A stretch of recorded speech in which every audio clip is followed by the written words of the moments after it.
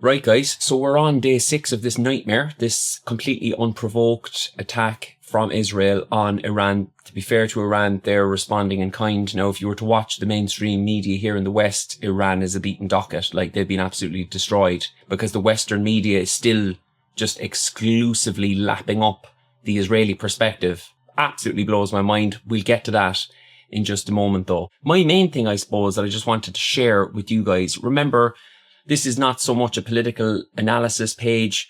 I would love this page to play some tiny, tiny role in inspiring other people to do something. Like, we can't just keep talking about stuff. I'm sick of the sound of my own voice. Are we really going to sit back in this period and allow Iraq by 10 to happen all over again? Like, are we really at the precipice where another US-led intervention in the Middle East is supposedly going to be wrapped up as a good idea, that this time now we're really going to bring democracy and freedom? When we all know, without a shadow of a doubt, in the case of Iraq, let's just look at Iraq for a moment, the very fabric of society destroyed, the country just left in endless conflict, factions all over the place, the rise of ISIS, the mass murder of a civilian population. And for what? Where were the weapons of mass destruction? Like, with the exception of the odd journalist in The Spectator and rabid Zionists, everyone concedes that Iraq was the disaster of disasters and the most immoral, illegal, possible incursion you could imagine. And we're back at a point now where, because again, Zionist influence and Zionist pressure, they make an unprovoked attack. And it's conceivable that the most powerful country in the world, the world's policeman, self-appointed policeman, is going to intervene on their behalf after they threw the first punch. Like, I feel like I'm losing my mind. I'm sure you must be the same. You know, we got to get Iran back to the negotiation table. Iran was at the negotiation table and your little pit bull terrier attacked them. Why are your expectancy on that part of the world quite different from your expectations of yourself?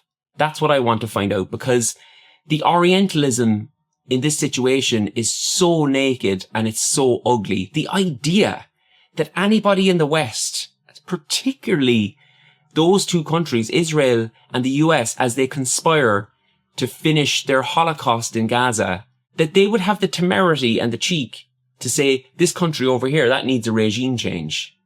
How dare you? How dare you say to another country, you need to change your regime and what? Get a Tel Aviv or Washington-like regime in its place. It's rank hypocrisy, but it's also good old-fashioned racism. And on the topic of racism, I cannot believe, it makes me so sad and so angry to even call myself a European at the moment, when our EU leaders, I suppose I'm a little bit more used to seeing US leaders say one thing and do another. Maybe it's my own bias, I suppose. I just felt that in Europe, there was just that sense that ultimately, when the going gets tough, we would ultimately do the right thing in the cases of just horrific, obvious war crimes like what's going on in Gaza. We've seen European leaders to be just absolutely shameful in their approach to Gaza. But I felt recently the tide was turning a little bit. European leaders were kind of starting to say things that a rational human being would say, okay, yeah, that's fair enough. They're putting a little pressure on Israel. That's all they were doing. Just this little bit of pressure saying, they started sanctioning just two specific Israeli ministers. It's nowhere near enough. It's symbolic. It's optics, but it was welcome. I was going to say the Israelis pressed pause on their genocide in Gaza, but they don't even do that. They're still committing the genocide. In fact, they're upping the horror there. That's going on, but now they've opened up another front in Iran. And European leaders, including our own leaders here in Ireland, have come out and effectively said, we're concerned about the situation, but Iran is, the greatest source of instability in the region, and Israel has the right to defend itself. I've never felt more ashamed in my life, and how dare these leaders speak for ordinary Europeans when we're on the streets every week railing against this rogue state as it continues to commit its war crimes unabated. And one other thing I'd like to say is that the media did such a wonderful job 20 years ago. Client journalism came into its own to support Western imperialism as it destroyed another country in the Middle East. And we all know that. Already, Western media are completely in lockstep with the Zionist narrative, the Zionist perspective. Even a decent broadcaster like Channel 4, I couldn't believe as I was watching it last night, and they were telling us that Iran is done. Iran is beaten. Like, just give up. The so-called regime is just clinging on, it said. And the messages coming from Washington are increasingly ominous for Tehran, where the regime is clinging on despite losing so many of its top figures. And I'm thinking, clinging on? Like, I'm just a lowly comedian from Cork. And I know that the so-called regime has mass support. Like, it obviously has an awful lot of pushback. 100%. But the idea that it's on its last legs, like, the most thoroughgoing support for the so-called regime is in rural Iran. Iran is a massive country.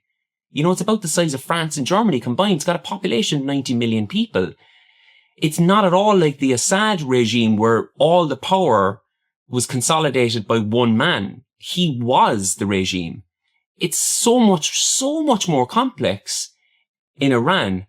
And Channel 4 are claiming after 3 or 4 days of Israeli assaults, they're done. They're toast. They're ready to come to the negotiation table where there'll be no negotiations because the big orange man-child in Washington is asking them to come to the negotiation table to say that they give up. Like, what negotiation starts from the point of you conceding? Like, it's all just abject madness. Unlike what the Western media are telling us, I'm lucky enough to be in contact with a few people in that region. Iran is far from done and dusted. Iran is only getting going. You know, their resilience is extraordinary, but you know what really pisses me off? Why should they have to be resilient? Why should that region again be like, oh, they're so resilient, you know, people of that faith, you know, they're so passionate, they won't give up. And all those things are true. Absolutely. Like, if you look at what's going on in Gaza right now, and the Israelis haven't been able to beat the resistance or change that regime in 2 years. Of course, their staying power and resilience are something that people in the West will never get their head round. But why should they have to? Like, a Palestinian friend said to me the other night, when people call her resilient or the Palestinians resilient, she thinks to herself, but why do we really have to? You know, why do we have to be that? And maybe I don't want to be that. I think it's more of this Orientalist kind of mentality that, oh yeah, over there, they're really plucky, like, or they don't really value life the way we do over here in the West. You know, you hear that rubbish, like, as if we're valuing life so much here, like, you know, by aiding and abetting, like, war crimes going on all over the world. I just feel like, when is the West going to step up?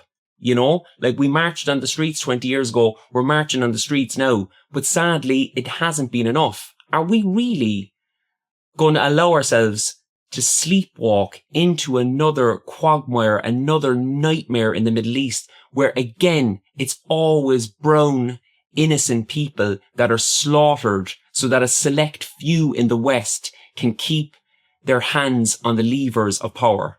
Are we really going to sit back and let this happen? What has already gone on in Palestine is so beyond the beyond. It's so completely unacceptable and unthinkable for anybody with a beating heart. Are we really going to allow this absolutely voracious, despicable, rogue state and this bully of the US to expand the murder and mayhem? Or are we going to do something about it? Like, I hope this page just plays even the smallest role in trying to contribute to ideas and thoughts about actions, not words. Not words are not enough. They have never been enough. We need action now more than anything. Are we going to stand up to these bullies now? Because if we don't, who knows who's going to be next in the firing line?